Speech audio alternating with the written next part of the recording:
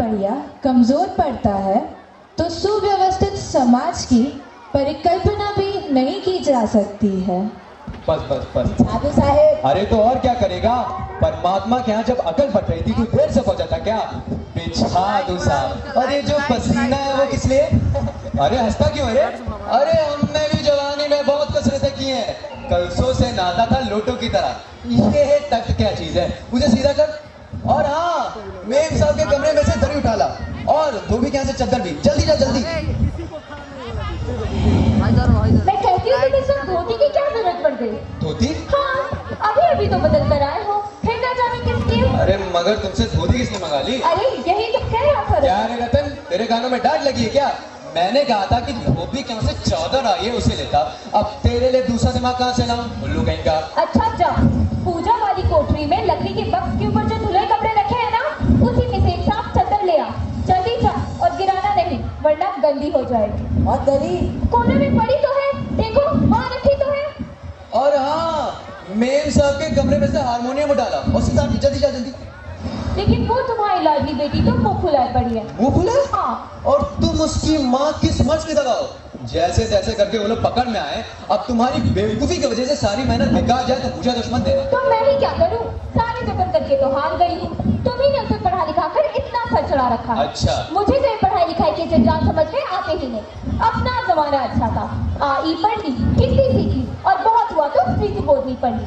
सच पूछो तो स्मृति बोधनी में ऐसी ऐसी बातें लिखी है, ऐसी बातें कि क्या तुम्हारी BA की पढ़ाई होगी। और आजकल के तो लक्षण ही रुके हैं। अच्छा, ग्रामाफोन बाजा होता है ना? क्यों? दो तरह का होता है, एक आदमी का बनाया हुआ जिसे जब चाहे तब चलाकर रोक दो, और दूसरा परमात्मा का बनाया हुआ। भैया एक बार रिकॉर्ड चढ़े तो करने का नाम नहीं लेता।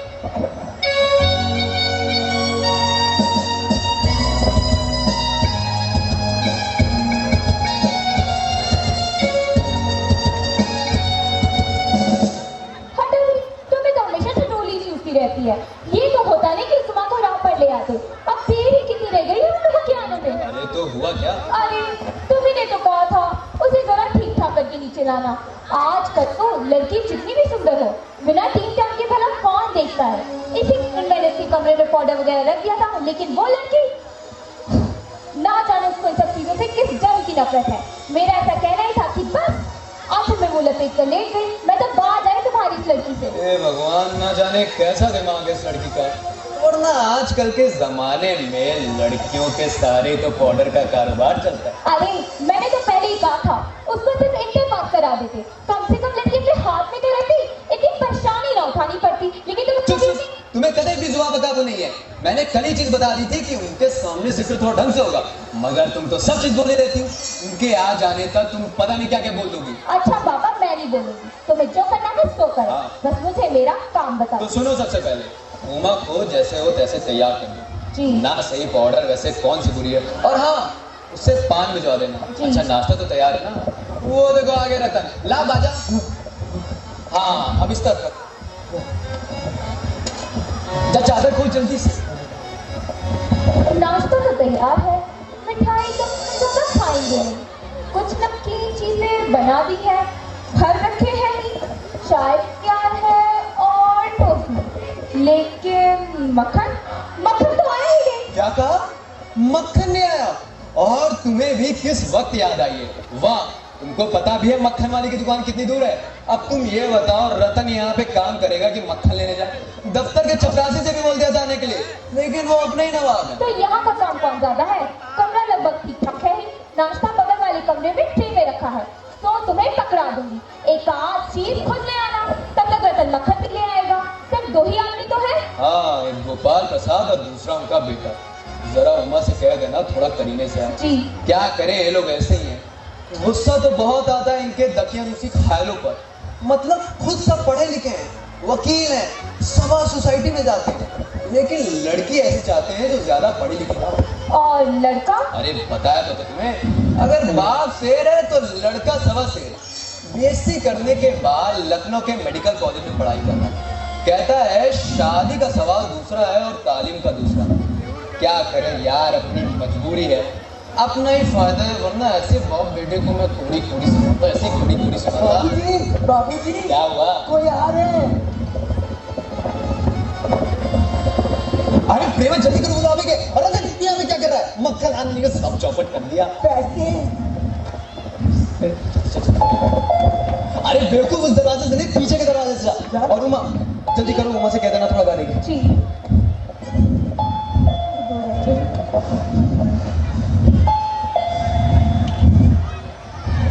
आइए, नमस्ते।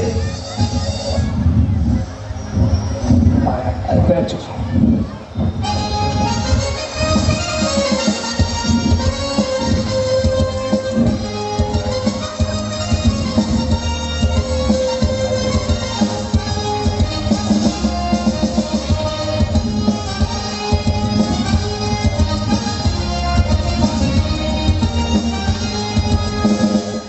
यहाँ पे तशरीफ रखिए।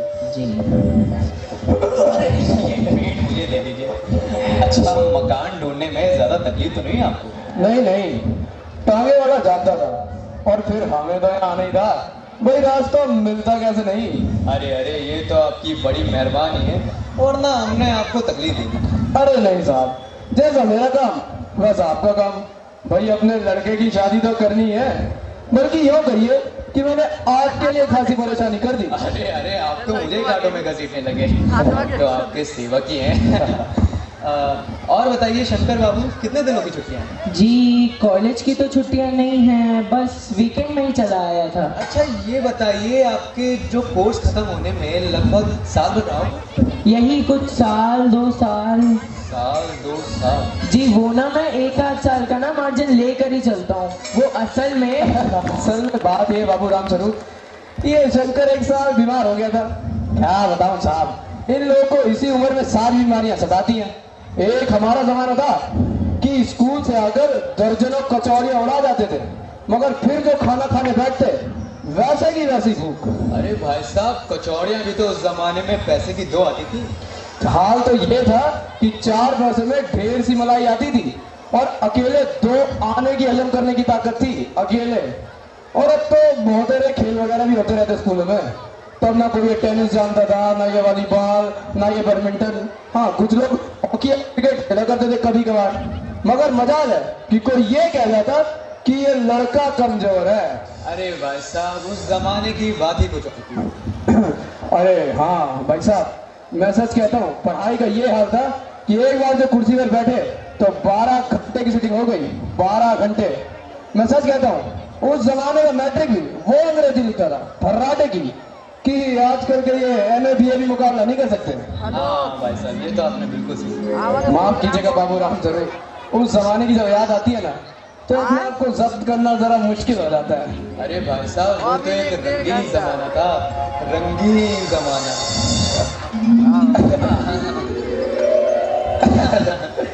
अच्छा सर, जरा बिजनेस की बातचीत होता है। बिजनेस बिजनेस तो ओ अच्छा, अरे पहले नाश्ता कर लीजिए। अरे ये सर आप क्या तकल्लुफ करते हैं। अरे तकल्लुफ किस बात का, ये तो हमारी तकदीर है कि आप हमारे यहाँ तशरीफ लाए, वरना मैं किस काबिल हूँ। माफ कीजिएगा जरा, मैं अभी हाजिर हूँ। जी गए क्या बाबूजी, इस बार मेरी शादी हो जाएगी ना? हाँ बाबूजी इस बार। अरे तुझे अपनी शादी की बड़ी है, घर तो देख इनका, हैसियत देख। घर से तो हैसियत अच्छी लगती है और आदमी भी बड़ा लगता है। अब बस पता चले लड़की कैसी है। जी जी क्यों, क्या हुआ? कुछ नहीं, अब झुक करके चलते हो, प्यार तय करने आए हो, कमर सीधी करके चलो। तुम्हारे तो सही कहते हैं कि शंकर की बैकबोन। बाबूजी वो आ रहे हैं, आ रहे हैं।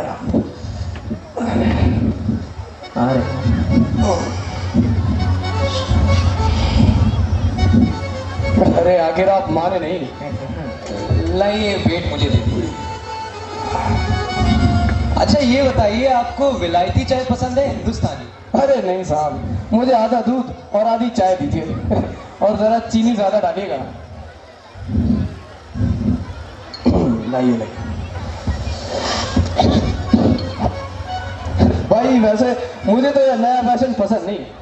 एक तो चाय में वैसे इतना पानी होता है, ऊपर से फिर चीनी भी नाम के लिए डाली जाए तो जायका ही क्या रहेगा। हाँ भाई साहब, क्या बात है यार। जी सुना है सरकार ज्यादा चीनी लेने वालों पर भी टैक्स लगाएगी। भाई सरकार जो चाहे सो कर ले, मगर अगर आमदनी करनी है तो सरकार को सिर्फ एक टैक्स लगाना चाहिए। अच्छा, और वो किस पे? खूबसूरती पर टैक्स। अरे मजाक नहीं जनाब, ये एक ऐसा टैक्स है कि देने वाला चू भी ना करेगा। हाँ बस शर्त ये है कि हर औरत पर यह छोड़ दिया जाए कि वो अपनी खूबसूरती के स्टैंडर्ड के माफिक अपने ऊपर टैक्स तय कर ले। फिर देखिए सरकार की आमदनी रातों रात कैसे बढ़ती है। वाह वाह वाह वाह, क्या खूब सोचा है आपने। वाकई आजकल के जमाने में ये खूबसूरती का सवाल बेड़ा हो गया। अरे भाई साहब, हमारे जमाने में ये खूबसूरती का सवाल ही कहाँ उठता था। कभी नहीं जनाब, कभी नहीं। और आपका क्या ख्याल है शंकर बाबू? जी किस मामले में? अरे यही कि शादी तय करने में खूबसूरती का कितना हिस्सा होना चाहिए? वो बात दूसरी बाबू राम स्वरूप, मैंने आपसे पहले भी कहा था, लड़की का खूबसूरत होना नया जरूरी है, फिर चाहे कैसे भी, चाहे पाउडर लगाए, चाहे ब्यूटी पार्लर जाए। बाबूजी वो बूटी नहीं, वो ब्यूटी होता है। हाँ जो भी है भाई, बात यह है कि हम आप तो मान भी जाए, मगर ये घर की औरतें तो राजी नहीं होती। भाई आपकी लड़की तो ठीक है ना? अरे वो तो आप देख ही लीजिएगा। हाँ जी, अब इसमें देखना क्या है, अब आपसे इतनी बातचीत हो चुकी है तो ये सब आप एक रस्मी समझिए। अरे अरे, ये तो आपका मेरे ऊपर भारी एहसान। अच्छा, और जन्म पत्री तो मिली गई होगी? अरे जी, जन्म पत्री के मिलने में कौन सी बड़ी बात है। ठाकुर जी के चरणों पर रख दिया है, अब खुद ब खुद मिला हुआ समझिए। ये ठीक कहा आपने, बिल्कुल ठीक। लेकिन हाँ, ये जो मेरे कानों में भनक पड़ी है ये तो गलत है ना? क्या? ये पढ़ाई लिखाई के बारे में। जी हाँ साहब, साफ बात है, हमको कोई ज्यादा पढ़ी लिखी लड़की नहीं चाहिए। भाई कोई मेम साहब तो रखनी नहीं, और फिर कौन भुगतेगा इनके नखरों को। हाँ, हद से हद हो तो मैट्रिक पास हो। क्यों शंकर? जी हाँ, कोई नौकरी तो करानी नहीं है ना। अरे हाँ भाई साहब, वो नौकरी का तो सवाल ही नहीं उठता। और क्या साहब, देखिए कुछ लोग मुझसे अक्सर कहते हैं कि अगर आपने अपने बेटे को BA MA तक पढ़ाया है तो बहुएं भी पढ़ी लिखी लीजिए। अरे जरा पूछिए नकल के ठेकेदारों से कि क्या लड़कों की पढ़ाई और लड़कियों की पढ़ाई एक बात है? अरे मर्दों का तो काम ही है पढ़ना और काबिल बनना। अगर औरतें भी ये सब करने लग गई, ये अंग्रेजी अखबार पढ़ने लग गई या ये पॉलिटिक्स पर बहस करने लग गई, तब तो हो चुकी गृहस्थी। जनाब, मोर के पंख होते हैं, मोरनी के नहीं, शेर के बाल होते हैं, शेरनी के नहीं। और हाँ, मर्द के दाढ़ी होती है और औरत के नहीं। हाँ, ये भी कह सकते हैं। देखिए, कहने का मतलब ये है कि कुछ बातें दुनिया में ऐसी हैं जो सिर्फ मर्दों के लिए है, और ऊंची तालीम भी उनमें से एक है। हाँ, ये तो आपने बिल्कुल सही कहा। चलिए, बातें तो बहुत हो गई, अब आपके लिए कुछ पान भिजवा देगा, तब तक आप यहाँ पे तशरीफ रखिए। अरे प्रेमा, सुनती हो? उमा से पान भिजवा देना, सिगरेट मंगाओ। जी नहीं। डाउनलोड करो, फोटो डाल दो। अरे कौन फोटो? सर का जो सम्मानित वाला फोटो हुआ है ना, वो डाल दो।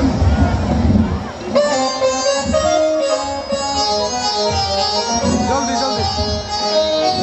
न्यूज में देना।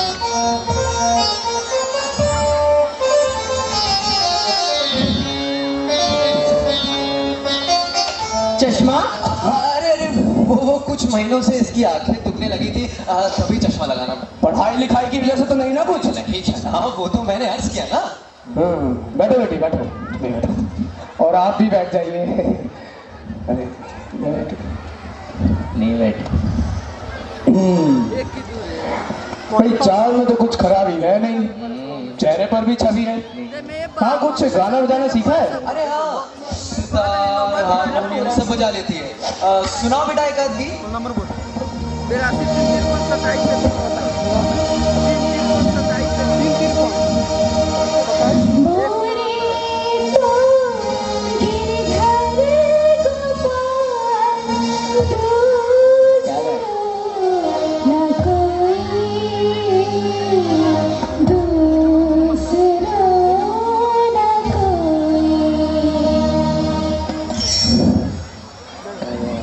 अरे क्या हुआ माँ, गाने को पूरा करो। नहीं साहब, काफी है, रहने दीजिए। लड़की आपकी अच्छा गाती है। अरे ठहरो बेटी। अरे माँ, थोड़ी देर और बैठी रहो। तो तुमने कुछ पेंटिंग वेंटिंग भी? अरे हाँ, ये तो मैं आपको बताना ही भूल गया। वो जो वहाँ पे पेंटिंग नहीं टंगी हुई है, कुत्ते वाली, वो इसी ने तो बनाई है। और हाँ, एक इस दीवार पर भी। भाई ये तो बहुत अच्छी बात है। और कुछ सिलाई वगैरह? अरे अरे भाई साहब, सिलाई का तो पूरा काम अपने घर में यही करती है, यहाँ तक कि मेरे कपड़े भी सिलती ठीक। हाँ बेटी, तुमने कुछ इनाम इनाम जीते हैं? क्यों क्यों क्या हुआ उमा, जवाब दो। अरे भाई साहब थोड़ा शर्माती है। हाँ इनाम तो इसने। अरे इसे भी तो अपना मुंह खोलना चाहिए। उमा कुछ कह रहे हैं, जवाब दो। क्या जवाब दूं बाबूजी? जब कुर्सी मेज बिकती है तो दुकानदार कुर्सी मेज से नहीं पूछता, खरीदार को दिखला देता है। पसंद आई तो अच्छा है, वरना उमा मुझे कह लेने दीजिए बाबूजी। ये जो महाशय मेरे खरीदार बन के आए हैं, इनसे जरा पूछिए कि लड़कियों के दिल नहीं होता, उन्हें चोट नहीं लगती, कि बेबस भेड़ बकरियां हैं जिन्हें कसाई अच्छे से देखभाल कर। बाबू रामस्वरूप, आपने मेरी बेइज्जती करने के लिए मुझे यहाँ बुलाया था। जी हाँ, आप कुछ ऐसा ही समझिए। और हमारी बेइज्जती नहीं हो रही जो आप इतनी देर से नापतोल कर रहे हैं। जरा पूछिए अपने साहबजादे से कि ये पिछली फरवरी लड़कियों के हॉस्टल के इर्द-गिर्द क्या कर रहे थे, आवाजें कैसे भगाए गए थे। बाबूजी चलिए। लड़कियों के हॉस्टल में? एक मिनट, क्या तुम कॉलेज पढ़ी हो? जी हाँ, मैं कॉलेज में पढ़ी हूँ। मैंने बीए पास किया है। कोई पाप नहीं किया, कोई चोरी नहीं की, न आपके बेटे की तरह नाक झाँक कर कायरता दिखाई है। मुझे अपनी इज्जत और अपने मान का ख्याल तो है। इनसे पूछिए ये किस तरह नौकरानी के पैरों पकड़कर अपना मुंह छिपाकर भागे थे। उमा बहुत हो गया। बस हो चुका बाबू रामस्वरूप, आपने मेरे साथ धोखा किया है। आपकी लड़की बीए पास है, मगर आपने मुझसे बताया कि सिर्फ मैट्रिक पास है। हाँ बेटा, छड़ी दो, चलो यहाँ से, बहुत हो चुका। चलिए बाबूजी। बीए पास? ओहो, गजब हो जाता। अरे आपके झूठ का कुछ ठिकाना भी है? चलो बेटा। जी हाँ, चाहिए, जरूर चाहिए, लेकिन घर जाके ये पता लगा लीजिएगा कि आपके बेटे की रीढ़ की हड्डी भी है या नहीं, यानी बैकबोन। अब चौपट कर दे।